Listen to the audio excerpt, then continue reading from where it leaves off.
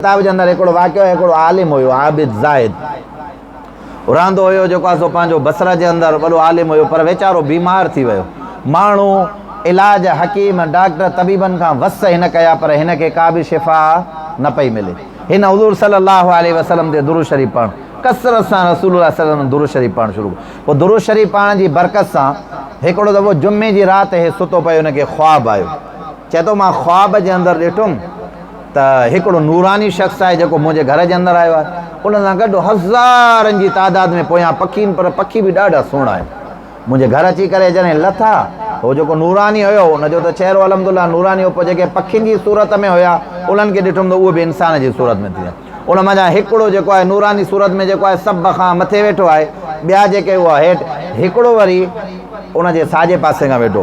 पोइ जेको साॼे पासे खां वेठो हुयो उन आवाज़ु ॾेई करे छॾियो, ॿुध आवाज़ु ॾेई करे चई मुबारक हुजे तोखे हुज़ूर सल्लल्लाहु अलैहि वसल्लम तुंहिंजे घर जे अंदरि तशरीफ़ खणी आया। सभु चओ सल्लल्लाहु अलैहि वसल्लम। चई त मुंहिंजी ख़ुशी जी इंतिहा न रही, रसूलुल्लाह सल्लल्लाहु ख़्वाब में ॾिसां कि मां डोड़ंदो हुयुमि हुज़ूर सल्लल्लाहु अलैहि वसल्लम जे हुज़ूर सल्लल्लाहु अलैहि वसल्लम मुसाफ़ो कयो ऐं बाद में गोॾा खोड़े करे हुज़ूर सल्लल्लाहु अलैहि वसल्लम जे आॾो वेठुमि। हुज़ूर सल्लल्लाहु अलैहि वसल्लम मूंखे ॾिसी करे चयो त ख़बर पई तुंहिंजी तबियत सही न आहे, तवा कुर्सी जे लाइ आया आहियूं। ऐं पाण कुझु लफ़्ज़ उनखे ॿुधाया। हुज़ूर सल्लल्लाहु अलैहि वसल्लम फरमाया तूं हे लफ़्ज़ पढ़ंदो कर। साईं कहिड़ा? हस्बी तवक्कलतु अलल्लाहि एतसमतु बिल्लाहि फव्वज़तु अमरी इलल्लाहि माशा अल्लाह ला कुव्वत इल्ला बिल्लाह। त उहो फरमाईंदा जेको रसूलुल्लाह सल्लल्लाहु अलैहि वसल्लम जे आॾो पासे खां साॼे पासे खां जेको वेठो हुयो नूरानी शख़्स उनजो अलाह जे रसूल जे कॾहिं इहे लफ़्ज़ कंहिं दुश्मन जे आॾो पढ़जनि पाण फरमायूं तलवार खां वधीक इहे लफ़्ज़ उनजे लाइ तिखा ज़ाहिर थींदा ऐं वॾा ज़बरदस्त लफ़्ज़ आहिनि जेकॾहिं दुश्मन जे आॾो पढ़जनि।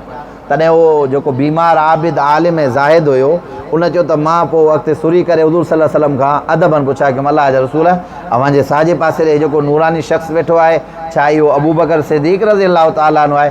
पाण फरमायूं त न, मुंहिंजो चाचो हज़रत हमज़ा रज़ी अलाह ताला अन्हु। ऐं जेके बि तोखे माण्हू नज़र अचंदा नूरानी सूरत जी सभु शहीद आहिनि। मूंसां गॾु जेके आहिनि इहे केरु आहिनि? मां जो निंड मां बेदार थियुमि त काॾे वई बीमारी, काॾे विया मसाला, सभु अलाह ताला हुज़ूर सल्लल्लाहु अलैहि वसल्लम जे हथ फेराइण सां ख़तमु करे छॾिया।